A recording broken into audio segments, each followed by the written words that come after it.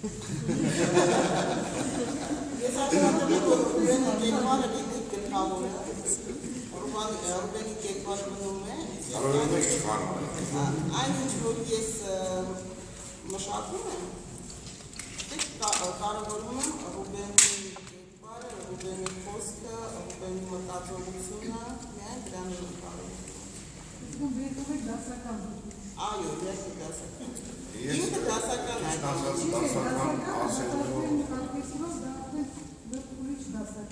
Դե հա նվագախումն է դասական նվագախումն է, սովոր դասական երաժշտության եւ պետք է ինչ-որ ձևով հանդիպել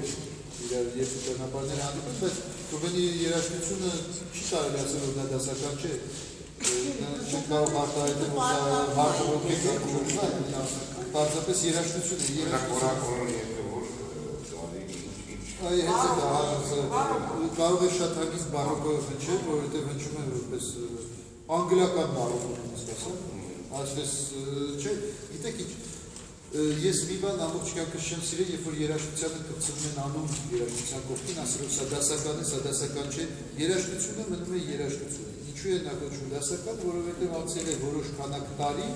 եւ նա նորից շարունակում է կրկնվել եւ դրանում նա դարձել է դասական, որպես եւ Շեքսպիրն է դասական, որովհետեւ մինչեւ այսօր Շեքսպիր խաղում է։ Մարդիկ կան, որ մյուս օրը իրենց մահվանից հետո վերանում են եւ իրենց երաժշտությունը դասական չէ։ Մենք չենք կարող ասել, որ մեր երաժշտությունը, ասենք թե Չայկովսկին դասական է, բայց գիտեք, Բիթլսն էլ է այսօր դասական դառել։ Արդեն համարյա։ Իսկ Արամ Ազատյանը դասական է, Էջմիածնում փողոց են անվանում։ Այդ արդեն դրանից վեխաբարը ես ոչ Էջմիածնի հետ են ծանում, ոչ փողոցների հետ են ծանում, ոչ էլ ասա Արամ Ազատյանը։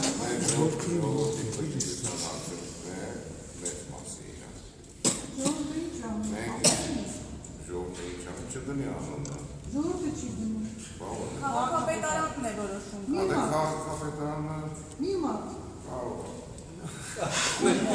Ասեք հաջորդ հարցը